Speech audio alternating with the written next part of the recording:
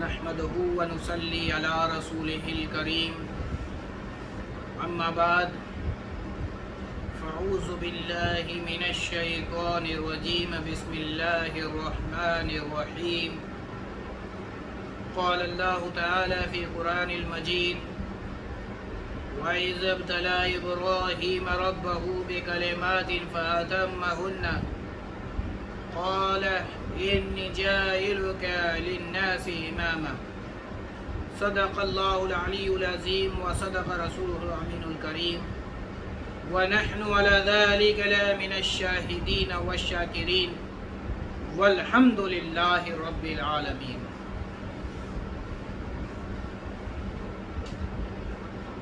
معزز سامعین و سامعات، السلام علیکم ورحمۃ اللہ وبرکاتہ۔ ایک مرتبہ ہدیہ درود پاک بارگاہ رسالت میں پیش کر لیں۔ اللہم صلی علی سیدنا و مولانا محمد وعلی آلہ و اصحابہ اجمعین کما تحب و ترضی بان تصلی علیہ صلی اللہ تعالی علیہ وسلم۔ اللہ تبارک و تعالی نے اپنے محبوب بندے حضرت ابراہیم علیہ السلام کو آزمائش میں ڈالا۔ یوں تو باری تعالی ہر جاں کو آزمائش میں ڈالتا ہے۔ اللہ تبارک و تعالی ہر نفس کو آزماتا ہے، لیکن اللہ تبارک و تعالی اتنی ہی آزمائش میں ڈالتا ہے جتنی اس کی سخت ہوتی ہے۔ لیکن جو اللہ کے محبوب ترین بندے ہوتے ہیں، اللہ تبارک و تعالی کثرت سے ان کی آزمائش لیتا ہے۔ تو اللہ تبارک و تعالی نے ابراہیم علیہ السلام کو آزمائش میں ڈالا، جس کی ابتدا اسماعیل ہے اور اس کی انتہا کربلا یعنی امام حسین علی مقام ہے۔ اللہ تبارک و تعالی فرماتا ہے، اے ابراہیم تو میری آزمائش میں کھرا اترا ہے، سو میں تجھے انعام دینا چاہتا ہوں۔ حضرت ابراہیم علیہ السلام نے عرض کیا، اے باری تعالیٰ کیسا انعام تو مجھے دینا چاہتا ہے؟ اللہ تبارک و تعالیٰ ارشاد فرماتا ہے، قال انی جاعلک للناس اماما، اے ابراہیم علیہ السلام میں تجھے لوگوں کا امام بنانا چاہتا ہوں۔ اے ابراہیم علیہ السلام میں تجھے لوگوں کا پیشوا، ان کا رہبر، ان کا رہنما، ان کا مقتدا بنانا چاہتا ہوں، ان کا لیڈر بنانا چاہتا ہوں۔ حضرت ابراہیم علیہ السلام نے فرمایا، قال ومن ذریتی قال لا ینال عہد الظالمین، فرمایا کیا تو میری اولاد کو بھی امامت دے گا؟ فرمایا ہاں، مگر میرا یہ وعدہ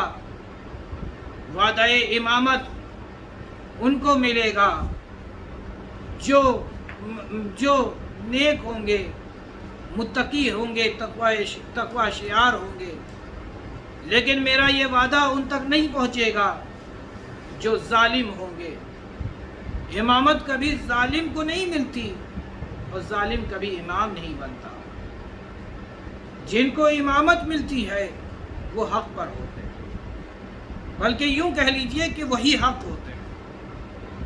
حق پر ہونا اور خود حق ہونا، حق پر ہونا اور خود حق ہونا، ان دونوں میں زمین و آسمان کا فرق ہے۔ جو صراط مستقیم پر ہو وہ حق پر ہے، لیکن امام خود حق ہوتا ہے، جو بھی اس کی پیروی کرتا ہے وہ اہل حق کہلاتا ہے۔ اللہ تبارک و تعالیٰ نے یہاں دو نعمتوں کا ذکر فرمایا، نبوت و امامت۔ امامت تو سمجھ میں آ گئی، لیکن اے باری تعالیٰ، اے پروردگارا، جس پر نبوت ختم ہوگی وہ بھی میری ذریت کو عطا فرما دے۔ یہ دعا ہے ابراہیم علیہ السلام کی۔ اے پروردگارا، جس پر تو نبوت کو ختم کر رہا ہے، وہ ہستی جس پر نبوت ختم ہوگی، اے باری تعالیٰ تو اس کو میری ذریت کو عطا کر دے۔ اللہ تبارک و تعالیٰ نے ابراہیم علیہ السلام کی اس دعا کو قرآن مجید میں یوں بیان فرمایا ہے، ربنا وابعث فیہم رسولا منہم یتلو علیہم آیاتک ویعلمہم الکتاب والحکمت ویزکیہم انک انت العزیز الحکیم۔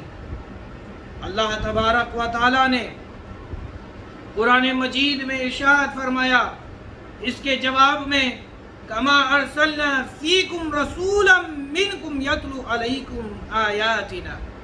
اے ابراہیم، تو نے مانگا، میں نے تیرے مانگنے سے وہ آخری نبی تیری ذریت کو عطا کر دی۔ اے ابراہیم، تیرے مانگنے سے میں نے وہ ہستی تیری ذریت کو عطا کر دی، لیکن اے ابراہیم، میں تیری ذریت کو آخری امامت بھی عطا کر رہا ہوں۔ یہ تیری دعا نہیں بلکہ یہ میری عطا ہے، یہ میری عطا ہے۔ تو جس پر نبوت ختم ہوگی وہ بھی ابراہیم علیہ السلام کی اولادوں میں سے ہوگا، اور جس پر امامت ختم ہوگی اس پر وہ بھی ابراہیم علیہ السلام کی اولاد میں سے ہوگا۔ ایک بات کہنا ہے کہ جب حضرت ابراہیم علیہ السلام نے یہ دعا مانگی تو وہ ایک پتھر پر کھڑے تھے۔ دعا کی قبولیت کا اثر یہ ہوا کہ پتھر کا سینہ موم بن گیا اور قدم ابراہیم اس پتھر پر نقش ہو گیا۔ بے اندہی تعالیٰ آج تک وہ نشاں باقی ہے اور قیامت تک وہ نشاں باقی رہے گا۔ کیوں؟ کیونکہ اللہ تبارک و تعالیٰ نے اس نشانی کا نام مقام ابراہیم کے طور پر ذکر کیا ہے، جسے اللہ تبارک و تعالیٰ نے امت مسلمہ کو حکم دیا ہے کہ اسے اپنا مصلی بنا لے۔ تو میں یہاں ایک بات بتانا چاہتا ہوں کہ ابراہیم علیہ السلام کے چاہنے پر اللہ نے نور مصطفیٰ عطا کر دیا، اور جب عطا کیا تو اس کی نشانی آج تک موجود ہے، اسے مٹایا نہیں جا سکتا۔ تو جسے میرے نبی نے چاہا اسے مرتے دم تک کوئی مٹا نہیں سکتا۔ کل بھی وہ زندہ تھا، آج بھی زندہ ہیں اور قیامت تک زندہ رہیں گے۔ میرے نبی نے کس کو چاہا؟ حسن و حسین کو چاہا۔ کون ہے حسین؟ کون ہے حسین؟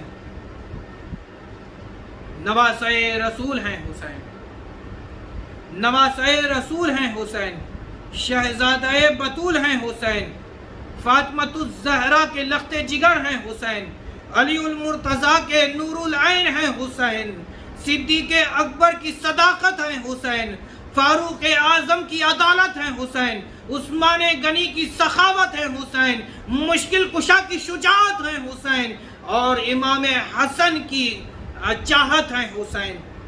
تبھی تو غریب نواز نے کہا، شاہ است حسین بادشاہ است حسین، دین است حسین دین پناہ است حسین۔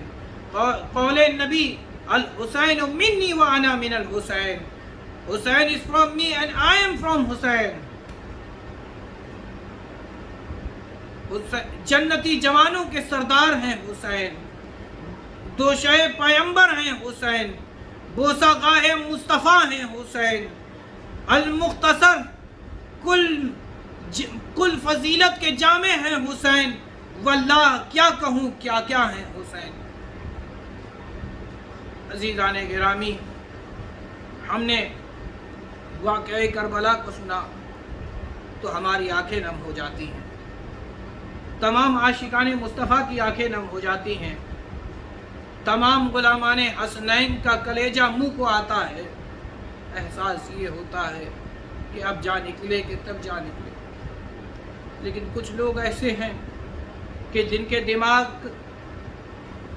میں یہ فطور ہے، جن کے دماغ میں یہ خلش پیدا ہوتی ہے کہ امام علی مقام نے اپنی جان کیوں لی، امام نے اپنی جان کیوں نہیں بچائی، گھر کا گھر کیوں لٹا دیا، امام نے یزید کے ہاتھ پر بیعت کیوں نہیں کی، جان کا بچانا فرض تھا، امام نے جان کو کیوں نہیں بچایا۔ اس کیوں کا جواب یہ ہے کہ آپ ذرا یزید کے ہاتھ کو دیکھو اور امام کے ہاتھ کو دیکھو۔ یزید کے ہاتھ کو جب ہم دیکھتے ہیں تو ہمیں شراب نظر آتی ہے، اور جب ہم امام کے ہاتھ کو دیکھتے ہیں تو رسول پاک کا ہاتھ نظر آتا ہے۔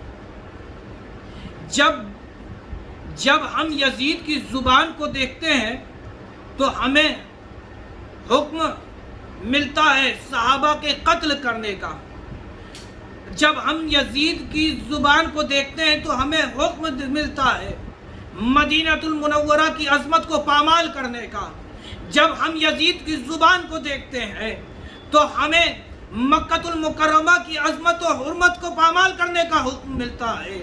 لیکن جب ہم حسین ابن علی کی زبان پاک کو دیکھتے ہیں تو ہمیں قال اللہ قال الرسول کی صدائیں نکلتی ہوئی نظر آتی ہیں، جب ہم حسین کی زبان کو دیکھتے ہیں تو ہمیں رسول کی سنتیں ادا نظر آتی ہیں، جب ہم حسین کے کردار کو دیکھتے ہیں تو ہمیں نبی کا کردار نظر آتا ہے۔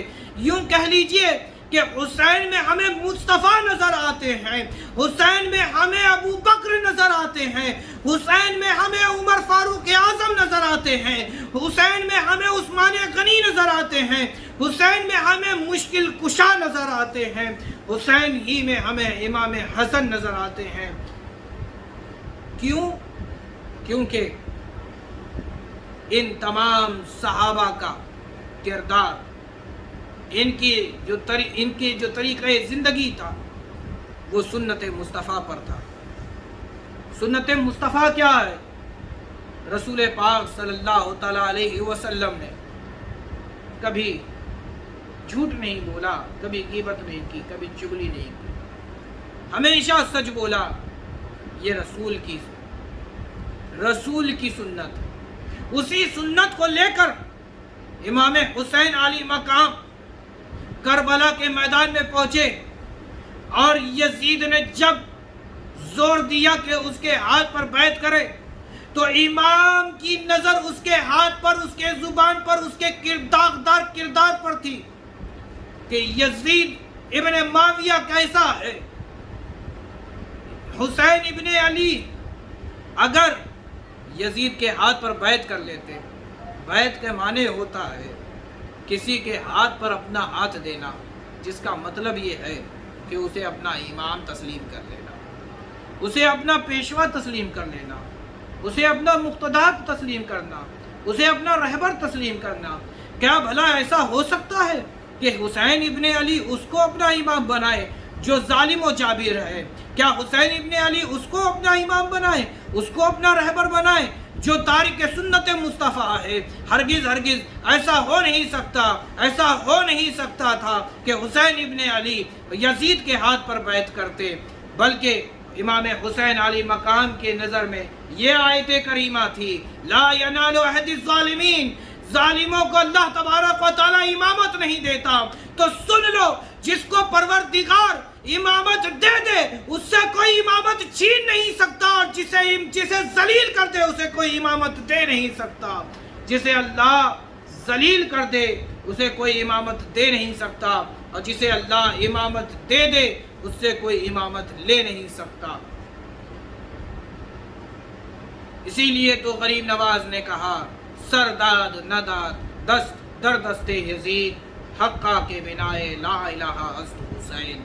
ہم غلامان مصطفیٰ و غلامان حسنین کو چاہیے کہ سنت مصطفیٰ پر اپنی زندگی کو گزاریں، طریقہ مصطفیٰ کو اپنائیں، سچ بولیں، جھوٹ غیبت سے بچیں، نماز کے پابند ہوں، ایک دوسرے کی ہیلپ کریں، مدد کریں. یہی پیغام میرے امام حسین کا آخری وقت تھا. وآخر دعوانا الحمدللہ رب العالمین.